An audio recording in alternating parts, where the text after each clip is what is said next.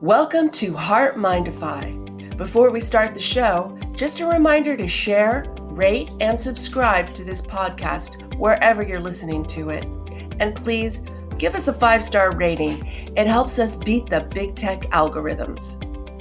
I'm John Izzy. Change can be difficult for a lot of us, but when we understand what makes us tick, we develop a better understanding of who we are and begin a journey of discovering our best self. Join me for a free session at johnizzy.com.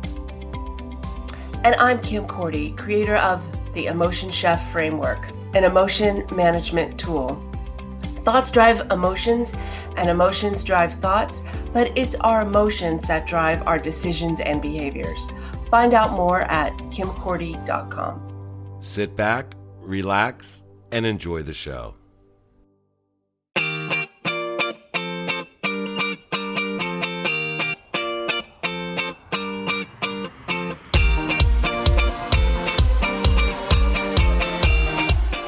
Knowing each other personally and socially for the past 10 years, Kim and John have joined forces, bringing years of experience and training, providing a platform for growth and personal development, along with a little humor. John is the heart, Kim is the mind, and together they are HeartMind-ify.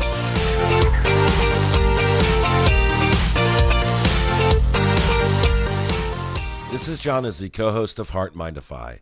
Kim and I want to wish all of our listeners a happy new year. As we embark on season 2 of our show, we want to acknowledge all the people who have died during the storming of the nation's capital on January 6th, 2021. May all of them rest in peace.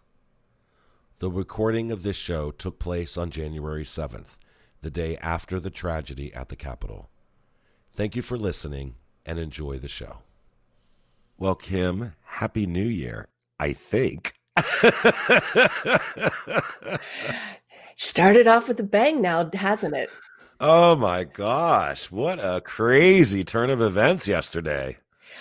Everybody was so excited for 2020 to end, and wow, I thought we couldn't get any lower, and yet we did.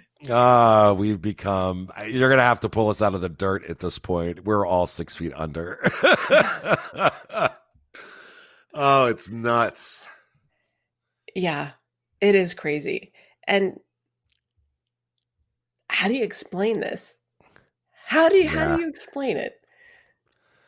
I don't know. Listening to the news coverage and going over in my head of all the different possibilities of what could have happened or what could have sparked it, and I just kind of sit there and go, wow, everything that we have been talking about for the past year is our words matter. What we say matters. How we treat people matter. What we say to ourselves matters. Yeah, and our thoughts and emotions, all those things matter in our ability to find happiness, in our ability to find happiness and see happiness in others. It's just mind-boggling that we don't, as a society, recognize that. Yeah. Well, you know my saying, thoughts drive emotions and emotions drive thoughts, but emotions drive decisions and behaviors.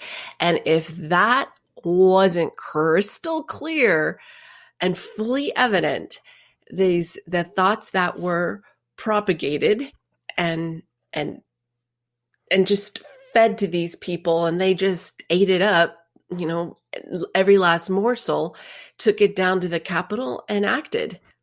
Yeah.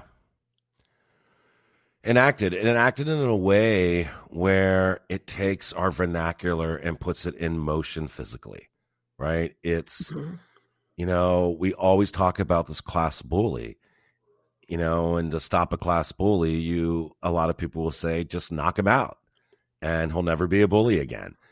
And that's what happens. That's what happened yesterday. It's the class bully finally turned violent in a way where the threshold of the Capitol was exposed. And that's the result of years of violent rhetoric that's turned into physical confrontation. It's pretty horrific. Yesterday, I don't know about you, we spoke on and off throughout the day, but Yes. I was emotionally drained at the end of the day. I couldn't stop until, I don't know, watching TV till 1. My husband was saying that he started at 10 in the morning, and here it was almost 10 o'clock at night. He goes, I've been watching this straight through. It was a lot because you've never seen anything like it. I know. And, I was so excited for yesterday, not because Biden was going to be president or not because, Trump lost. I was excited to see our Constitution act itself out. It was like the living will of the people is going to be confirmed tomorrow. And it just turned into complete chaos and it was out of control. And then once I was glued into the TV, I was in for the duration. I mean, on Eastern time, I didn't go to bed till, I don't think I walked upstairs to my bedroom till about 12:30. And then what did I do? I turned the TV on when I was in the bed. So I don't know what time I actually fell asleep, but it was during the Pennsylvania debates. And I think at that point, my mind was just turning off and I just woke up this morning absolutely exhausted, and Yeah. it was crazy. It got me to thinking, I talk about personal culture and corporate culture, but the culture of our country, and it's hard to have a single culture, right? Yep. And it really is because there's always these subcultures, and we are so enormous in size that our our ability to have a single culture, it just doesn't make sense, right? Right. But there is a leadership culture that actually does trickle down. And like it or not, the culture of Trump, you've seen how it's changed the politics in Washington. Oh, yeah. And even the people turned in how they treated each other even more so. It created a higher fracture. And we see this kind of fracture within organizations. And someone asked me yesterday, his name is Ajit Dadani. He's an empathy strategist, and he goes into companies and he tries to develop empathy at the top levels because it filters down. It doesn't do Right. any good to do it just at the bottom or just at the top. It's a full organization, but if you don't have it from the top, it's never going to filter down because you're leading that culture.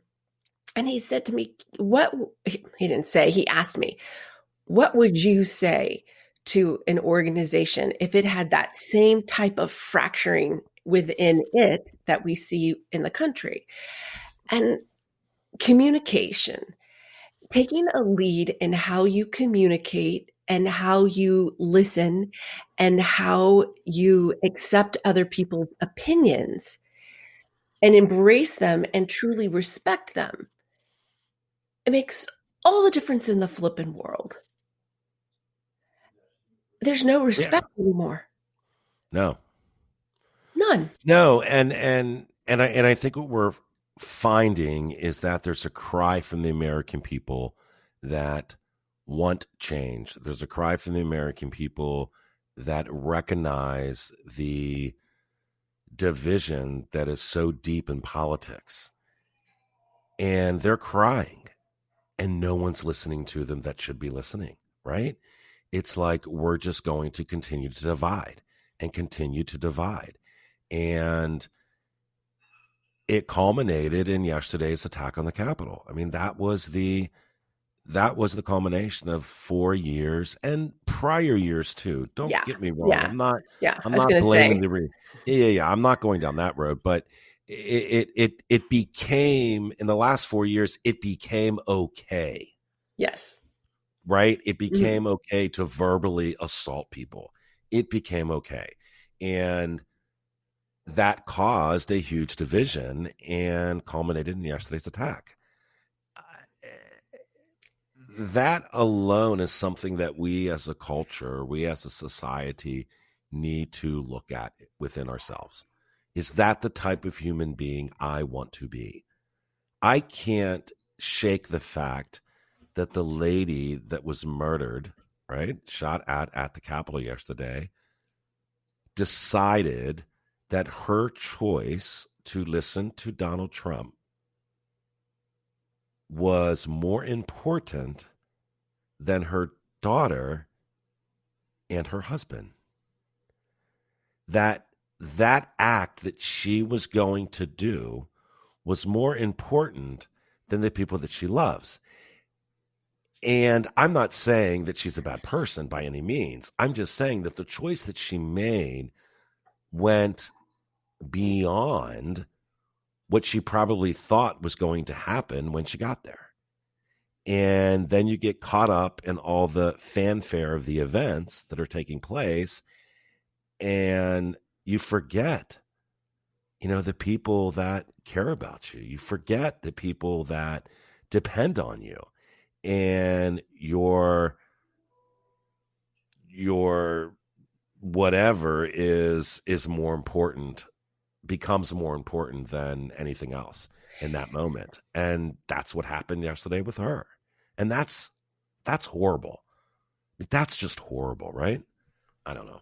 Well, to me, this highlights the importance of the work that I'm doing, that you do, and that is to help people stop and think, to be present before they make those decisions. So it's really easy for us to say, oh, I'm not in a situation where I'm emotionally charged and my emotions are driving my decisions, as when you're in the situation. And you have to have that training, honestly, that the ability to regulate your emotions, to stop and question what you're doing. Does this make sense? Is this the right thing to do? To not let your heart, we've talked how many times about what does my Oh, gut yeah. say? What does my Yep. brain say? What does my heart say? And this is a complete moment of passion. And it's without emotion regulation, without emotional intelligence, Yep. these situations happen.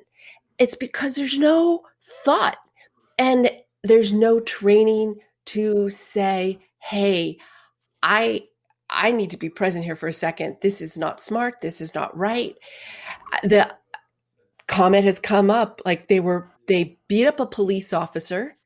They attacked police officers. There was all kinds of things thrown at them. These are the same people who say blue lives matter. So Yeah. this is what happens when passions get too out of control, when you let your emotions rule, because then even your values, because I am sure that each one of those individuals, well, I'm not going to say I'm sure, but I'm not going to say that they don't value blue lives, but they didn't at that point in time. So where were their values at that point? They were That's lost. exactly right. They were lost in their emotion of the event and, Mm-hmm. and everything that was going on around that. I'm going to take a different look at it because somebody asked me on that wonderful site of Facebook about this whole situation. And I was reading through the comments of what people were saying in reaction to what took place yesterday at the Capitol. And my response was, words matter. And what we just talked about, that now the words have turned violent. And he responded back with, "You're just a sheep. You're just someone who doesn't want to admit that your feelings get hurt from what people say." And I responded back with, "You've completely missed the point. The point is, it's not just the words that you say, it's the motivation behind the words you choose to use. What is the motivation behind those words? That motivation is out of anger. That motivation is out of a violent understanding of what you can do and get away with. It's the motivation behind the words that we need to look at. You're right. The words themselves don't carry weight. What carries weight is the motivation behind the words. That's what carries the weight. You know what I mean? Yeah. So my whole point, it's the motivation behind the words. That's why last night, when after they regained control of the Capitol, and and a lot of the senators and a lot of the House of Representatives stood up and condemned, what had just happened, and everybody was making a big deal about Lindsey Graham, and I thought, I don't know what your motivation is behind what you just said, because 4 hours ago you were thinking totally differently. Your motivation was not out of love of country. Your motivation was self-serving and self-serving the president. And now all of a sudden, you're coming out with condemning everything that's going on and going against what you've been saying since the election. So the question is not, it's not just the words, it's the motivation behind those words. That needs to be looked at. I I I can't I agree, obviously. I agree. And when you talk about motivation, I've been starting to promote more the idea of life intelligence, because emotional intelligence takes you so far, but life intelligence really pushes the envelope and really expands you, because you can be good at labeling your emotions, right? But Mm-hmm. if you're not tackling the fears, the things that you feel are encroaching on your ego, because really what drives a lot of the hatred, trying to protect your ego, Yep. or trying the fear of losing something, or if of looking bad, of trying to protect this image that you think in your head needs to exist, that isn't necessarily true. Until we start to examine and conquer these dumb ideas that we have about race, about being right politically, about not sharing or truly compromising for the good of others, and always worrying about ourselves, because Mm-hmm. that's what this is all about. This is all about looking all about me. How is this impacting me? How is this impacting my ambitions? How many times do we hear on the politician who's retiring and they have nothing to lose, so they do the right thing on a position and they go against their party? And I'm talking any party. Yep. Or the employee who's retiring, so they take a stand that they wouldn't take out of fear of losing something. They don't know for sure, because remember, and unless the bear is in the campground, you don't Right. really know how it's going to turn out. And that's a major driver. And being able to get outside of ourselves and really examine the fears, that's what helps develop life intelligence. Yeah. And it's taking a stance, right? A lot of people say, well, what can I do? I can't do anything. I can't control what goes on in the house. You can control what goes on, right? Because if your attitude, if your motivation for inclusiveness, if you are motivated for equality and true equality, right? I'm not talking about just the equality on paper. I'm talking about true equality, meaning, do you call people out in your circle when they aren't professing equality, right? If you hear a racial slur, do you stand up for yourself because you don't agree with that racial slur, or do you hide? Right. So, yeah, you can do something, because if you change the way that you respond to certain things, and if you change the way or the people around you, right, and choose not to associate with them anymore, and then they ask you why, and you say, because I'm tired of listening to the hate that's coming out of your mouth on a continual basis, you're making change. You're standing up for what you believe, and that's motivated from goodness. That's not motivated from hate. That's the point. So yeah, you can make a difference. You might not have the ear of the senator, but by the people that you come in contact with, by the words that come out of your mouth that are motivated from a tamed ego, that are motivated from compassion, that are motivated from empathy, you do make a difference. You absolutely do make a difference. Yes, you do. And what you get for that is respect and trust.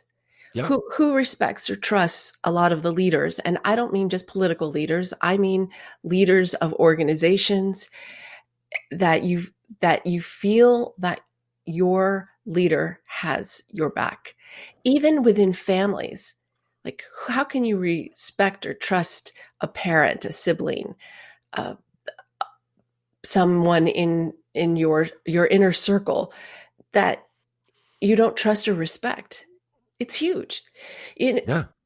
in back in the day when I was more religious, we were reading the Bible. Like, I think we went through as an organization the Bible once a year, and I was always struck by that scripture that talked about a man will I think deeply love his wife, or deeply love his wife, something like that, and then she will respect him. because Mm. because yes, women have to have respect for love, but I think all people do. And that emotion of respect is akin to love. It's not exactly the same, but it's that high regard that you have for somebody that might not even be an intimacy, but it's right up there with admiration and all of those great qualities that you want to have someone feel for you. Yeah. Yeah. No, I mean, I love that. And I think that's so important. And that doesn't come with saying the right thing. That doesn't come with encouraging the right person. That comes from a place of internal peace that is motivated out of love and respect for yourself. And then in return, that love and respect is extended to others. Yeah. And, you can say it on the surface. Oh, I love everybody. Do you? Yeah. Well, you know how I feel about the word love. Yeah. Yeah. Yeah. But do you? Because you're acting really ugly right now. Well, when we were girls, young teen girls, we had this term for guys, and we called it Atna. Oh, he's got a case of Atna. All talk, no, yeah, all talk, no action. So, so there's That's a lot great. of people with Atna. That's funny. I Yeah, like it. yeah. It's nuts. Somebody posted something, and I can't remember who it was, and I don't want to say that I created the quote because I didn't create the quote. But the quote was, dehumanizing rhetoric that paves the way for taking violent action. I think we just spoke to that in so many ways. Right? It's the continual rhetoric of people that dehumanizes their fellow man and woman that eventually will result in violent action, physical violent action. And that's what we've been seeing. And we need to, it's not just as easy to say we need to do better. We have to do better. We have to do better as a society. And the only way to do that is to do better on an individual level. I think, anyway. I just looked up the definition of rhetoric. It's the art of effective or persuasive speaking or writing, especially the use of figures of speech or other compositional techniques. I call it being a bullshit artist. Yes, that is Yeah. right. Yeah. And that's what rhetoric usually is. Bullshit. So why not call it what it is? And it's all designed to use words to persuade people to a way of thinking that isn't necessarily true. If people could just think more and not just listen to what they want to hear, it would just be such an amazing world. Yeah. And one of the things that I find myself doing lately is taking the group concept out of the communication.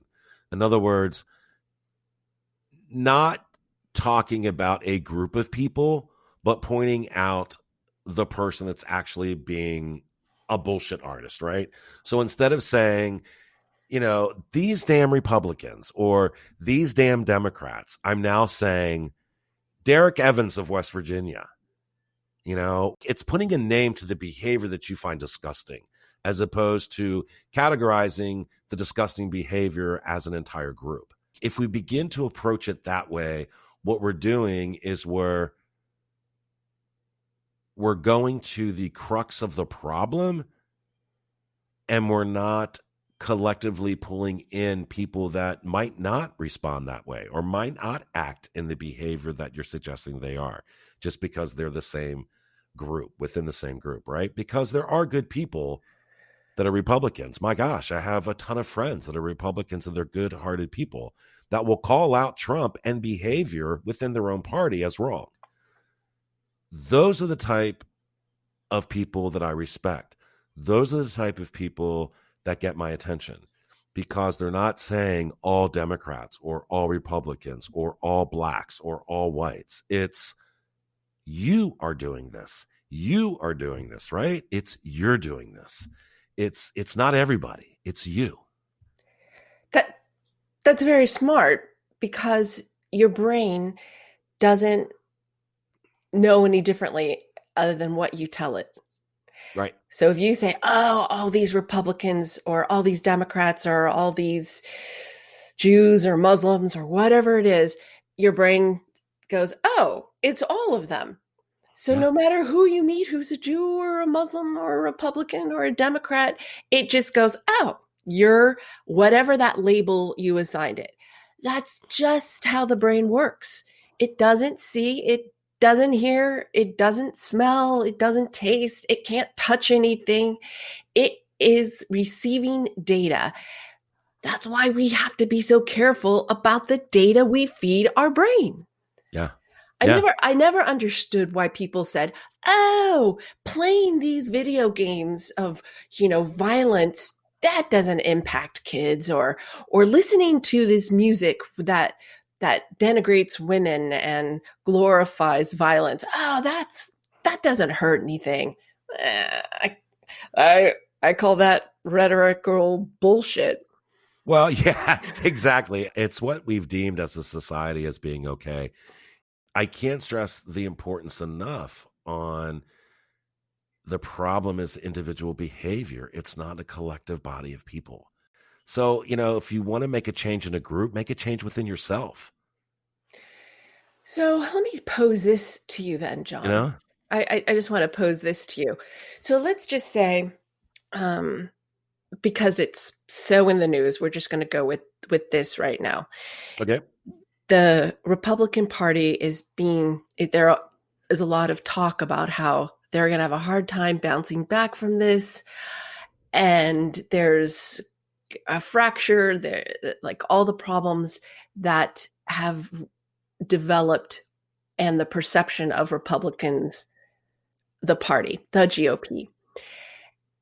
How would you suggest that if you've been a lifelong Republican, how do you suggest that they kind of differentiate between what the party is doing versus what the individuals that they vote for or they appreciate within the party? See, this is where it starts to get tricky, right? Right. So what I suggest is let me put it this way. I want elected officials who are going to stand up for what they believe, right? Whether I agree with it or not, that's what I want. I don't want political officials to be elected to positions where their personal beliefs and what got them there in the first place doesn't matter anymore, because now they're part of a bigger organization. Look at what's happened recently with McConnell. We are not going to do this. Well, by doing that, you are taking away an individual's right to tell you what he or she believes. And you're preventing her or him from telling you their truth. And so what I think, in order for the Republican Party to, and for the Democratic Party too, to regain respect, they're going to need to be committed to themselves and say, yes, I agree with Republican politics, but this behavior is wrong and this needs to stop. Instead of not being allowed to say the second part of that sentence. Yeah, you have to act as a collective. Exactly. And I think that's the only way you're going to gain respect again. I was talking to my neighbor this morning, and I said to her, I truly believe, and I know a lot of people are going to disagree with me, and that's fine. But I said, I truly believe that Biden was elected for president because we need somebody in the White House now that focuses on unification. Whether you agree with the Democratic policies or not, he's a man that wants to bring unity and respect back to the government. He knows he's only going to have one term. He knows he's not going to have two terms. And we need somebody right now with a head on their shoulders that respects themselves and in return respects other people. And I think he's the right person at the right time to lead this country moving forward. Now, that's my personal belief. How does he do that? By showing the American people and fellow Democrats and fellow Republicans that he respects himself enough so that his actions show respect among other people. It's the only way he's going to be able to do it. Whether you agree with his policies tomorrow, we could wake up on the 21st of January and gas prices go to $6 a gallon. In our area right now, they're $2.50. Please, but I know, but I haven't seen $2 in 20,000 years in California. I know, but you get my point, right? It's like, Democrats are coming in, gas prices are going to go up. Yeah, there's a lot of that's probably going to happen, right? And we're going to see a lot of that. But I think if you have a person in the White House, and we need it right now, a person in the White House that respects himself, respects the people around him, that in turn is going to have a major effect on the government and a major effect on the American people. And enough so where I think that's the only thing that's going to settle the division right now. I hope it doesn't shut the division up, because the one thing I've liked about these past 4 years is the fact that I'm starting to see people's true colors, where before it was hidden. Now we're starting to see it. So I kind of like that in a way, because now I know where you're coming from. So I hope it's not hidden under the pillow, but I hope it does soften things up a little bit so that we can get back to, decency. And I think this is also a good time to look inward at ourselves. It's so easy to look outward at everyone around and say, you need to make this change. You need to, blah, blah, blah, and all this stuff outwardly. But it's been a good time for me to take a look at what I think, how I feel, how well do I communicate? We can always, always, always be better. And the be honest with you, I am kind of one of those concepts of looking at the group, and it's hard to make it individual.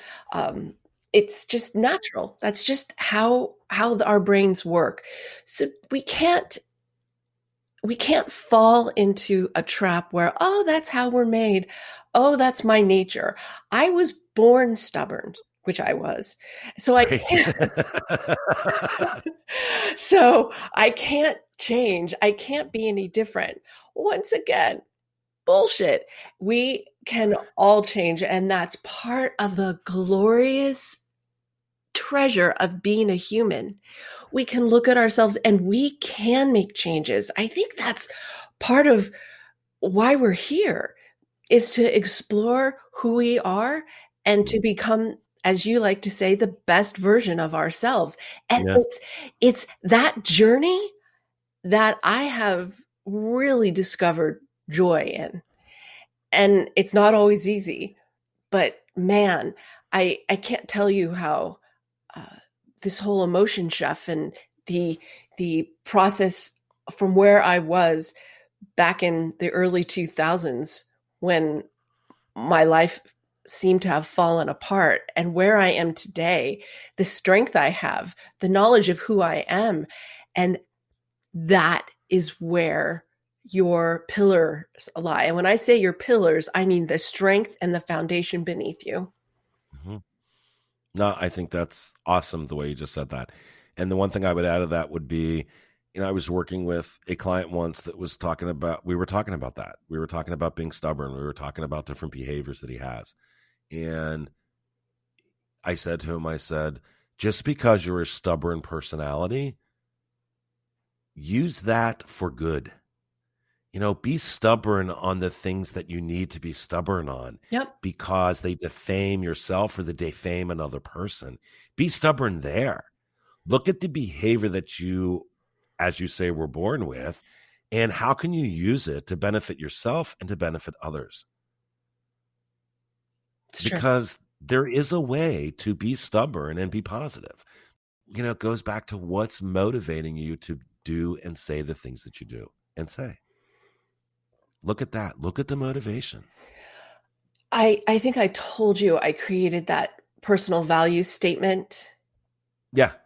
And in that personal value statement, let me pull it up. People are going to be able to take that, right? They're going to be able to soon to find out what they're, good. Yeah. We'll get into that. Maybe we'll have a whole show just about values and the importance of understand what your values are. But that'll be great.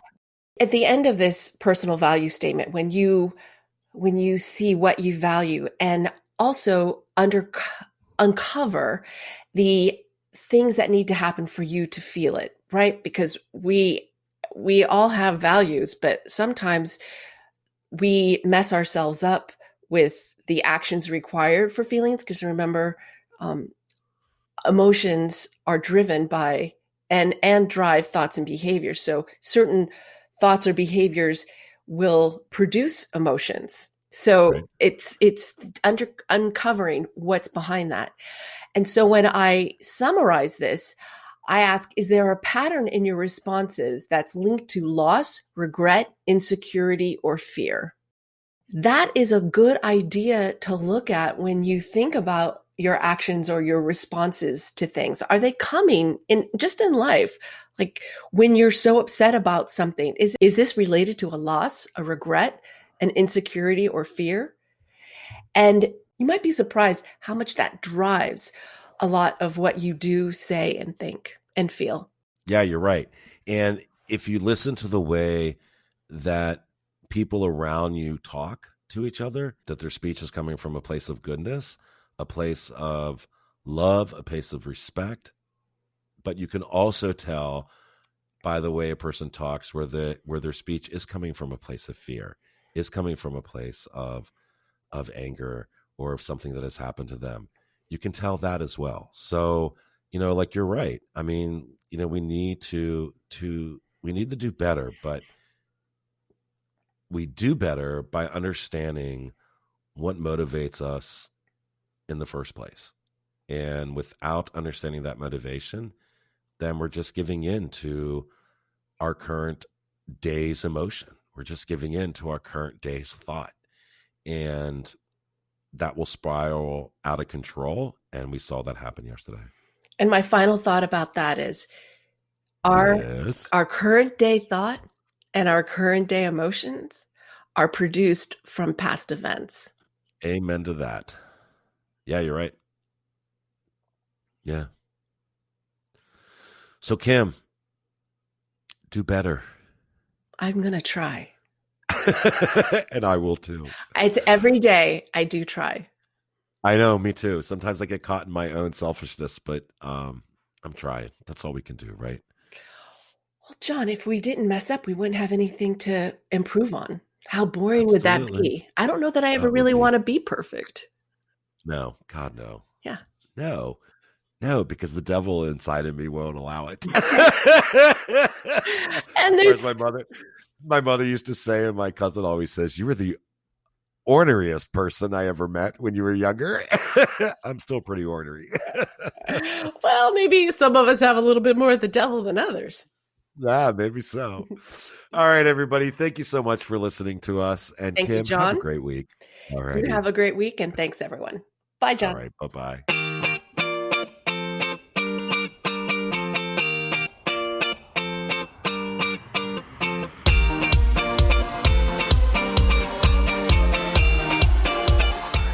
New shows are available every Saturday right here on HeartMind-ify.podbean.com or wherever you listen. Kim and I would like to thank each and every one of you for allowing us to be a small part of your life. Be kind to yourself and remember, our hearts tell the story, but our mind is the conductor.